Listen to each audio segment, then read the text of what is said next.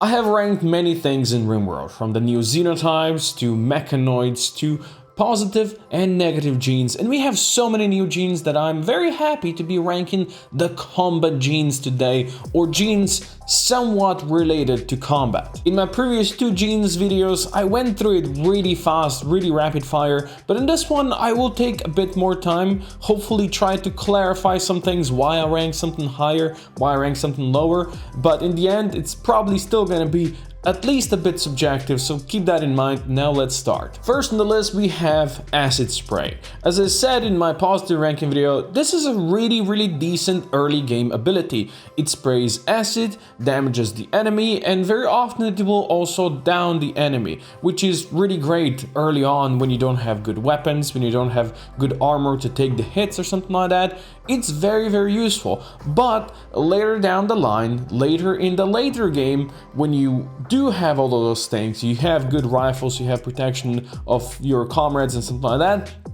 it is not as useful anymore. I think its usefulness falls down, so for that I'll rank it the middle of the tier, nice and old B tier. Next we have the Workhole. This is what the furries have, why not? So basically what it does, it enrages the nearby animal and it's gonna go rage and attack your enemies. Now the problem is you have to be pretty close to the animal, so I don't think it's very good defensively, and most of us use combat abilities, combat genes, combat traits as a defense of our colony. Not that many people actually go out there to raid, which is where I think this one is the best. When you go raid the enemy, let's say outpost, and you go and purposely enrage some of the animals, so they will go attack and then there will be basically a sponge for the enemy bullets while you shoot them. They will be a distraction. That's where it really shines to me, but for base defense not so much, so I have to rank it a bit lower. We're gonna go with the C tier for this one. Next on the list we have Coagulate.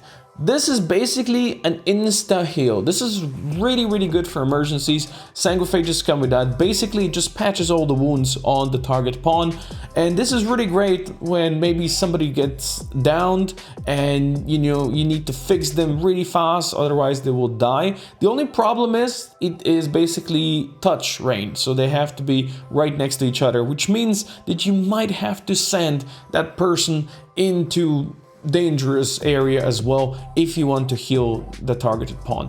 But otherwise it is great, it's awesome for emergencies, and for that I will give it an S tier. Next on the list we have Deathless. Basically, once again, this is a cheat code because you're not gonna die. Your pawn is not gonna die. They can still die. If their whole head gets destroyed, blown off, or if just their brain gets destroyed, they will still die. They can still die. Now, this would be like, oh, it's a cheat, it's S tier, but I think having this one leads to reckless behavior, leads to reckless gameplay. When you otherwise wouldn't risk something, now having this, you will risk something, thinking, oh, my character cannot possibly die, let's just send them in there. And then they will actually die. As I said, I think it leads to reckless gameplay, and I don't think it's good. If you get too used to this, then when you don't have this, you'll still go, it's fine, reckless behavior, and your people will get hurt for that. I mean, it's amazing as a cheat code, but I still think we should be very careful how we use this, so A tier for Deathless. Next on the list we have Fast Walker, which basically gives the Fast Runner trait. Yes, it's all very confusing. Basically means your character will move faster, and this is 2 cells per second faster with the Fast Runner trait, or the Fast Walker trait. Wow, I'm confused now. So basically just a bit faster. Otherwise in your colony this is great for haulers, but we're talking about combat over here. It can be useful on your melee characters because that means they will get to the enemy faster and be able to smack them on their head faster, or get into cover, or escape from any enemies that might be chasing them, like animals or something like that, that are usually faster than your colonists. But still, in the grand scheme of things, when it comes to combat genes and combat stuff, I don't think this is too great. I don't think this is too amazing, and for that I will give it a C tier. Next on the list is then Very Fast Runner, which gives the Jogger trait, and that one is basically doubling the speed buff of the fast walker we had before. So this is now 4 cells per second, and this one is a lot more beneficial because it kind of works very well if you have heavy armor. So basically, heavy armor, like catapult armor or something like that, is gonna reduce the run speed of your pawns by 8 cells per second. And this one then buffs it by 4 cells per second. So, you know, it brings it back to only 4 cells per second slowdown, which is, you know, very useful once again for your melee characters so they can reach the backline faster and still wear heavy armor and not get slowed down too much. So for that, it is useful, but still, in the grand scheme of things, I don't think speed is as important as much on many characters. It might be very useful on that one character that you use as a melee or something like that, but on most characters, not so much. Still, I think this deserves to be in B tier. Then we get to the naked speed. This basically means your colonist is faster when they're naked and slower when they have clothing. They are 2 cells per second faster when they're naked and 1 cell per second slower when they are clothed. Now, it's awful. That's all I can say. It's awful. I don't like it. I know why this is in the game, because, you know, it works well with the furries, because they are all kind of naked, because they have their fur thing, and, you know, that makes it good for them. But in general, I say this all the freaking time, everything in RimWorld is trying to kill you. Put some freaking armor on, and if you have armor on, or even just basic clothing, it's gonna slow you down, and it's pretty much a negative gene, in my opinion. So for this one, it goes into F tier. Then we have fast wound healing, basically healing any wounds your colonists receive 2 times as fast. I mean, what is there not to love? This basically means that they will be out of bed and back and working and fighting twice as fast. And I think that's just amazing. And the only reason why this one isn't S tier and why I'm gonna put it into A tier is because the super fast healing exists. And this basically heals the wounds 4 times as fast, meaning that your colonists will be out of bed like right away. It's not even gonna take any time. So if you have a lot of people who are very aggressive and constantly social fighting and beating each other up, and then they have super fast healing, it's not even a problem, you know? It basically nerfs that otherwise really annoying trait. And of course, if you're playing on higher difficulties, when people are constantly raiding you, constantly hitting your base, this is insanely good. So I have to put it up here in the S tier. It's just so good. And do you know what heals my wounds 4 times as fast? My subscribers. So please go ahead, subscribe, join the community, and click that button down there. It's gonna be awesome, I promise. And what is also awesome is fire resistant gene. This one is actually really good because very often there will be chaos on the battlefield. There will be fire from Molotovs, from centipede burners shooting stuff. You know, stuff might just catch on fire and there will be flames all around. Your people might break, they might get on fire and they run around and take damage from flames. But fire resistant makes it, they're basically like 10% of normal flammability, meaning they'll take much less damage from any fire, from any flames. Doesn't work for the heat damage. So like if something is on fire in a closed up room and it's suddenly 400 degrees in there, that superheated air is still gonna burn people, it's still gonna damage them. But, you know, from normal fire, this can be really useful. And I think it's, you know, it's something we don't think about too much, about the fire and the chaos it can cause. So I think for combat, for the chaos of combat, this one is actually really good. I'm gonna put it up here into A tier. Continuing with fire, we have the fire spew, the ability, quite like the acid spray, that is quite useful early on, but it still retains some of its usability later on during the longer playthroughs. Because when there's a large group of enemies coming towards you and you spew fire in there, and if you have multiple characters doing that, they will definitely be on fire. The chaos will reign. They will not shoot at you because they'll be busy trying to run around and beat the fire off of themselves or something like that, fight the fire basically. And this whole time you can just pick them off and shoot them. They'll get out of cover, and I think for that it's actually really great. But if you have just one and for damage itself, like early game acid spray, I think it's much better. But later game, this one retains, you know, more of its usefulness, but still it's in the middle of the pack, I think.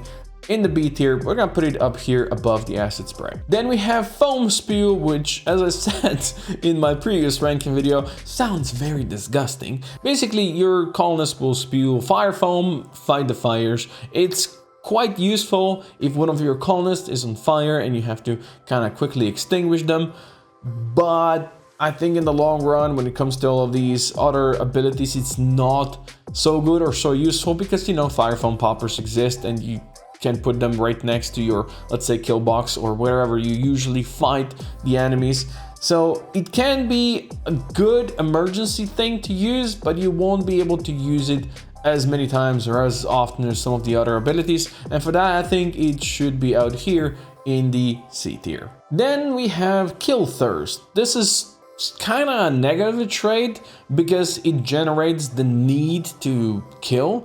But if you're playing on any a bit higher difficulty, that's really not going to be hard to satisfy because there you will always be raided, and the colonist that has the need to kill will be there in the front lines shooting or stabbing the enemies or hitting them over the head with a mace or warhammer or something like that. So they'll be able to satisfy that. Now it's a problem if you're playing a more, let's say, like a social, peaceful colony where you just try to, you know, get kids to grow up and become model citizens, and then you have a dude with Kill Thirst that is probably gonna go and he's gonna try to murder your prisoners or colonists or something like that. So it could be a bit problematic, but it doesn't really give you any too big of a benefit or something like that. So I think it's down here in the C tier. And then we have long jump legs, which is a very, very useful trait or very, very useful gene to get people out of danger. It allows you to jump into danger and use that offensively to attack somebody in the back line that, you know, maybe a raider with Doomsday rocket launcher. You can jump next to him, you can smack him over the head and, you know, save your colony like that, because otherwise you can't kill them. Or, you know, maybe one of your colonists gets downed and you jump in there, grab him, jump out with him again, and it's just, you know, very useful in emergency situations. But once again, same as with Deathless, you might put your colonists into too risky situation because you're thinking, oh, I can always jump out, I can always do that, that's not even a problem.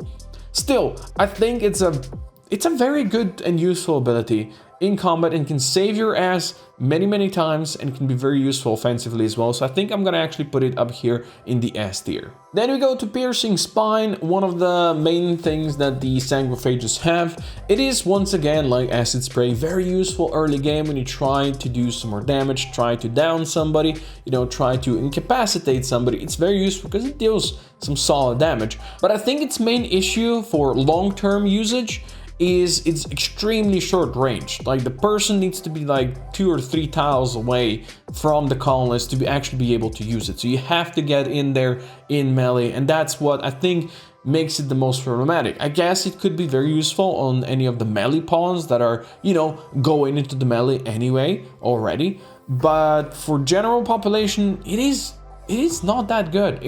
I don't think it's as good as, let's say, an Acid Spray or something like that. So for that, I'll put it up here in the C tier. Then we have Pollution Stimulus. Basically gains a bit of a consciousness boost when in any pollution environment. And why did I put this into combat?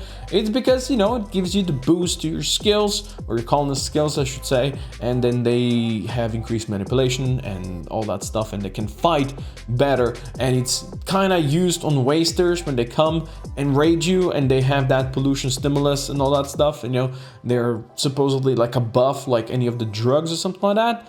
So, you know, because of that, it's here.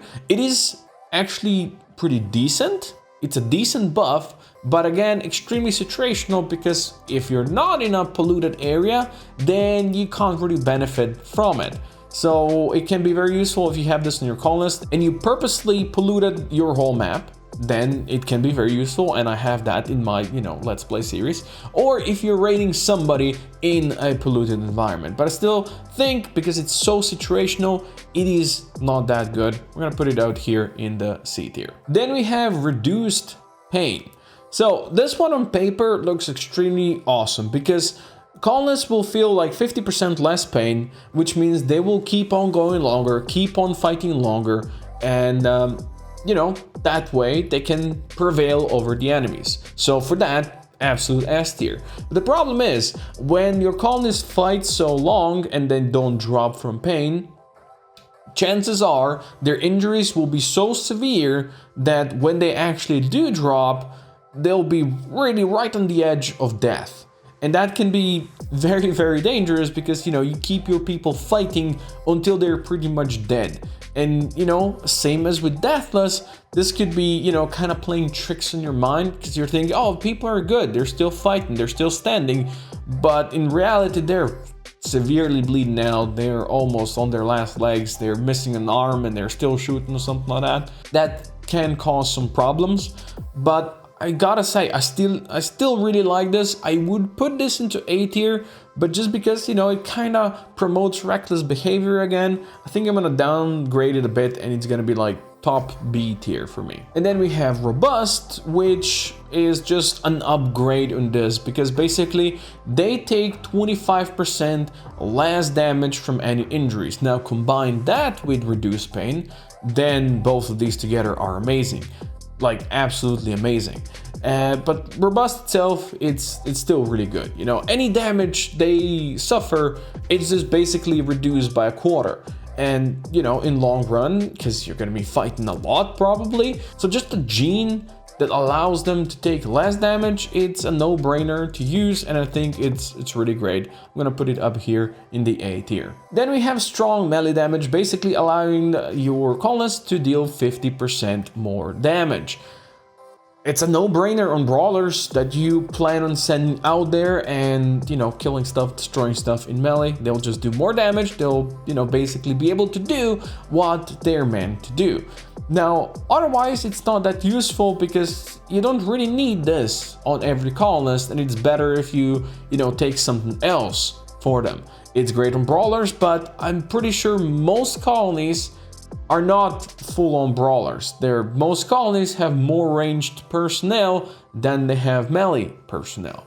And I also play like that, besides RPing sometimes, but still very useful on those dedicated melee personnel. And for that, I'm gonna put it up here in the B tier. Then we get to Super Clotting, which once again, it's really good. Imagine pairing that with Robust and not feeling as much pain and all that stuff. Basically what it does, when your colonist receives a bleeding injury, it's just gonna patch it up and they're gonna stop bleeding. And I think that's one of the greatest things out there.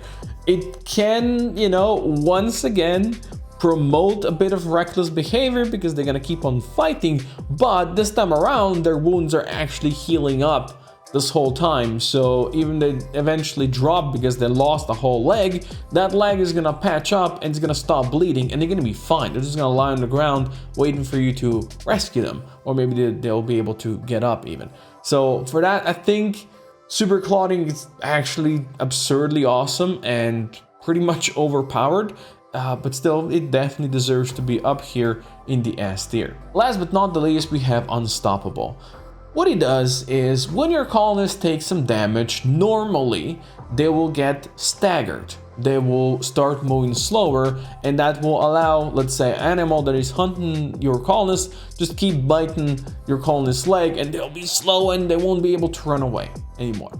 Unstoppable basically makes that not ever happen. Any damage your colonist receives, they're gonna just keep on walking their normal run speed. It's not gonna slow them down, which is awesome, especially on melee characters. So when you rush them in there to get close to the enemy, you know, any bullets going through their armor, it is not gonna slow them down and be able to reach the enemy that much faster. It is also good on any of the other colonists because it's gonna allow them to get maybe into cover or get indoors without getting slowed down and otherwise they would, right? So it's a bit of a saving grace, bit of a gene, and I think it's really awesome. I like it, and I'm gonna put it up here in the A tier. So there you go, we have all the combat genes ranked. Let me know if I forgot any, because there's so many, it's really hard to keep this all organized. I did take away the skill ones, like great shoot and all that stuff, and all the drug ones that buff combat skills, because those will be ranked in separate videos. That's why they're not here. But let me know, what do you think should be S tier out of these? What should be F tier? What do you like personally? What do you prefer using?